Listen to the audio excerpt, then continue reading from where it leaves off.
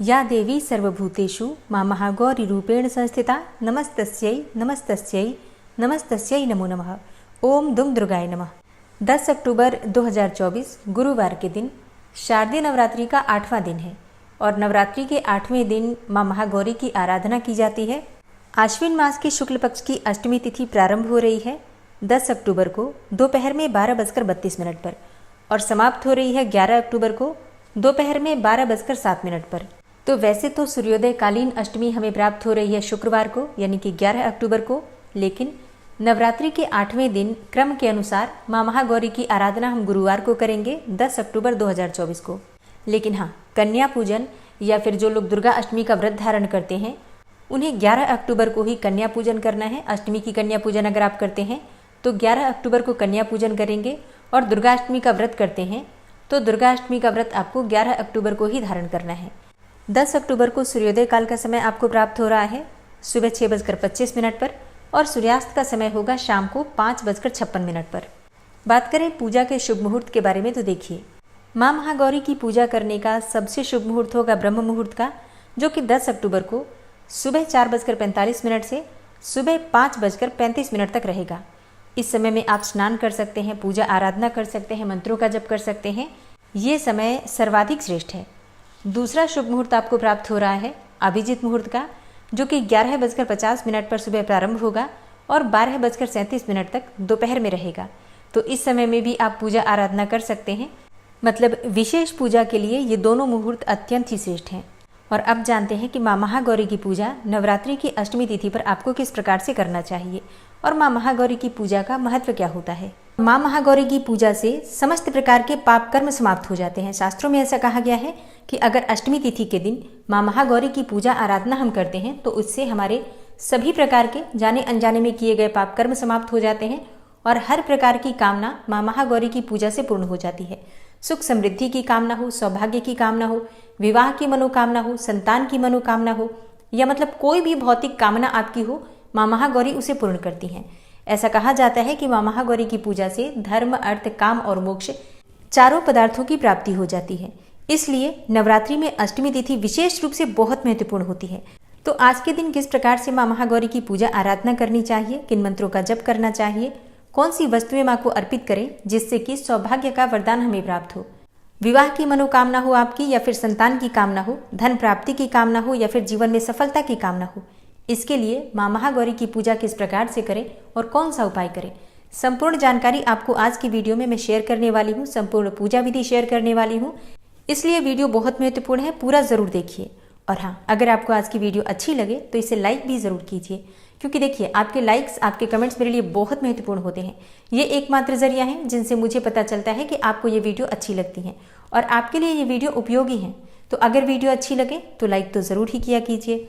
और अब जानते हैं कि नवरात्रि की अष्टमी तिथि पर मां महागौरी की पूजा किस प्रकार से करना है। देखिए, जिस प्रकार से हमने नवरात्रि में बाकी दिनों में सप्तमी तिथि तक पूजा की विधि बिल्कुल वही होती है। मतलब सुबह आपको जल्दी उठना है, नित्य कर्मों से निवृत्त हो जाइए, स्नान कर लीजिए। स्नान करने के बाद साफ स्वच्छ वस्त्र धारण कर लीजिए। मां महागौरी का प्रिय रंग है गुलाबी, तो आज के दिन आपको गुलाबी रंग के वस्त्र धारण करके मां महागौरी की पूजा करनी चाहिए। तो स्नान इत्यादि से निवृत्त होकर सबसे पहले भगवान सूर्यदेव को जल अर्पित कीजिए।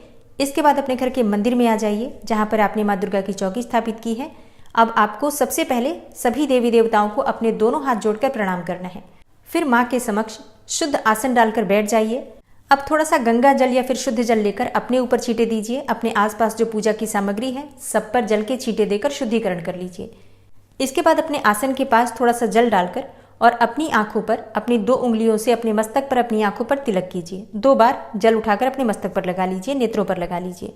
अब अपने सामने शुद्ध घी का एक दीपक प्रज्वलित कर लीजिए। अब आपकी पूजा प्रारंभ हो जाती है। जब तक आप पूजा कर रहे हैं तब तक आप अपने आसन पर से उठ नहीं सकते हैं। अब आप सबसे पहले गणपति का पूजन करेंगे, कलश देवता का पूजन कीजिए। फिर इसके बाद से जैसे आपने षोडश मातृका, नवग्रह मंडल या फिर ज्वारे बो रखे हैं या अखंड दीपक प्रज्वलित कर रखा है, सभी देवी देवता जो चौकी पर विराजित हैं उनकी विधि विधान से पंचोपचार विधि से धूप, दीप, अक्षत पुष्प इत्यादि अर्पित करके पूजा कर लीजिए। और हाँ, सबको भोग अवश्य अर्पित करना चाहिए। इसके बाद माँ दुर्गा की विशेष पूजा होगी माँ महागौरी स्वरूप में। तो अपने हाथ में अक्षत और पुष्प लेकर माँ का ध्यान कीजिए। सबसे पहले माँ का स्वरूप क्या है जिसका आपको ध्यान करना है। देखिए, माँ दुर्गा की 8वीं शक्ति मानी जाती है माँ महागौरी। और नवरात्रि के 8वें दिन जब हम इनकी पूजा करते हैं तो इनका जो स्वरूप हम ध्यान करते हैं वो पूर्ण रूप से गौर वर्ण का होता है, इसलिए ये महागौरी कहलाती हैं। इनकी गौरता की उपमा शंख, चंद्र और कुंद के फूल से की गई है और इनकी आयु 8 वर्ष की मानी गई है। इनके समस्त वस्त्र और आभूषण भी श्वेत हैं। वृषभ पर सवार माँ की 4 भुजाएं हैं, जिसमें ऊपर के दाहिने हाथ में अभय मुद्रा और नीचे वाले दाहिने हाथ में त्रिशूल है। ऊपर वाले बाएं हाथ में डमरू और नीचे बाएं हाथ में वर मुद्रा है और इनकी मुद्रा अत्यंत शांत है। धन, धान्य और सुख समृद्धि की प्राप्ति के लिए माँ महागौरी की उपासना की जाती है। तो माँ महागौरी के इसी स्वरूप का आपको ध्यान करना है। माँ का ध्यान करते वक्त मंत्र कौन सा बोलना है? देखिए, माँ का ध्यान मंत्र है या देवी सर्वभूतेषु माँ गौरी रूपेण संस्थिता नमस्तस्यै नमस्तस्यै नमस्तस्यै नमो नमः। या दूसरा मंत्र आप बोल सकते हैं सर्वमंगल मांगल्ये शिवे सर्वार्थ साधिके शरण्ये त्र्यंबिके गौरी नारायणी नमोस्तुते। और माँ महागौरी का बीज मंत्र है श्रीम क्लीम ह्रीम वरदायै नमः। अगला मंत्र है ओम महागौर्यै नमः। तो इनमें से किसी भी मंत्र के द्वारा आप माँ का ध्यान कर सकते हैं और पूजा करते समय उस मंत्र का उच्चारण आप चाहें तो 11 बार, 21 बार या 108 बार भी करके और माँ की पूजा कर सकते हैं। और हाँ, माँ का ध्यान करने के बाद आपके हाथ में जो सामग्री है पुष्प और अक्षत, ये माँ के चरणों में अर्पित कर दीजिए। अब इसके बाद विधि विधान से आपको माँ की पूजा करनी है। जो भी सामग्री आपके पास उपस्थित है जैसे कि धूप, दीप, अक्षत, पुष्प, गंध इत्यादि सभी चीजें एक एक करके माँ को अर्पित कीजिए। आज कौन सा पुष्प माँ को अर्पित करना चाहिए? देखिए, वैसे तो आपके पास जो भी पुष्प हो अर्पित कर सकते हैं, लेकिन माँ का प्रिय पुष्प है कमल का पुष्प। माँ को कमल का पुष्प अत्यंत प्रिय है। अगर आपके पास हो तो जरूर अर्पित कीजिए, नहीं हो तो क्या करें, आप पीले पुष्प भी अर्पित कर सकते हैं। माँ को रात की रानी का पुष्प भी बहुत पसंद है और विशेषकर मोगरे का पुष्प माँ को अत्यंत प्रिय है। तो जो पुष्प आपके पास उपलब्ध हो, गुलाब का, गुड़हल का, सारे पुष्प माँ को अर्पित किए जा सकते हैं। और नवरात्रि की अष्टमी तिथि पर माँ महागौरी को अर्पित किया जाता है नारियल का भोग। नारियल का भोग माँ को अत्यंत प्रिय है। इसके अलावा हलवा, पूरी, चने, नारियल जरूर अर्पित करना चाहिए।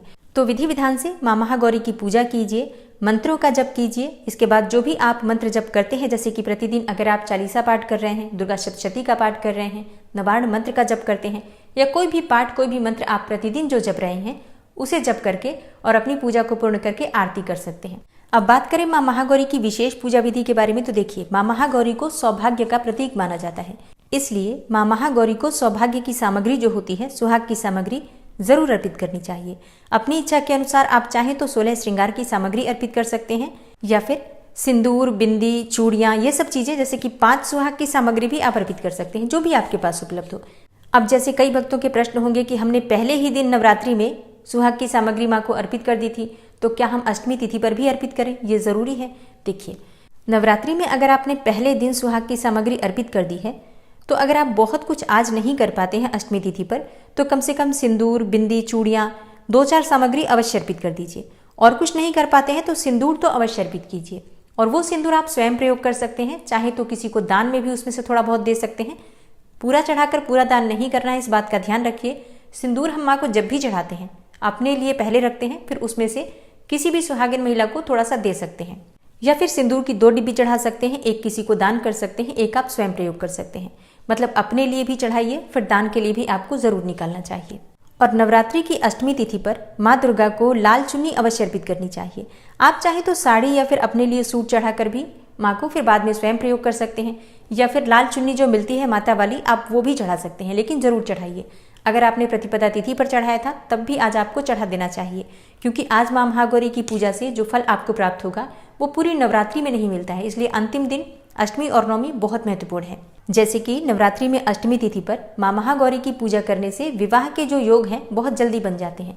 तो जो कुंवारी कन्याएं हैं वो भी माँ को सुहाग की कुछ सामग्रियां चढ़ा सकती हैं, जैसे कि मेहंदी, चूड़ियाँ, आप रोली भी चढ़ा सकते हैं, स्वयं तिलक कर सकते हैं मस्तक पर अपने, एक चांदी की पायल भी चढ़ा सकते हैं जो कि आप बाद में स्वयं प्रयोग कर सकते हैं। सुहागिन महिलाएं माँ को बिछुए अर्पित कर सकती हैं और बाद में उसे स्वयं प्रयोग कर सकती हैं।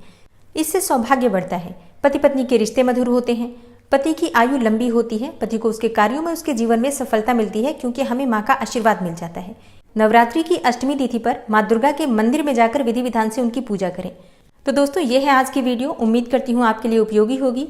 अच्छी लगी हो वीडियो तो लाइक कीजिए, शेयर कीजिए। चैनल पर पहली बार आए हैं, अभी तक आपने चैनल को सब्सक्राइब नहीं किया है, तो आज की वीडियो अगर आपको अच्छी लगे तो चैनल को सब्सक्राइब करके बेल आइकन को जरूर प्रेस कर लीजिए।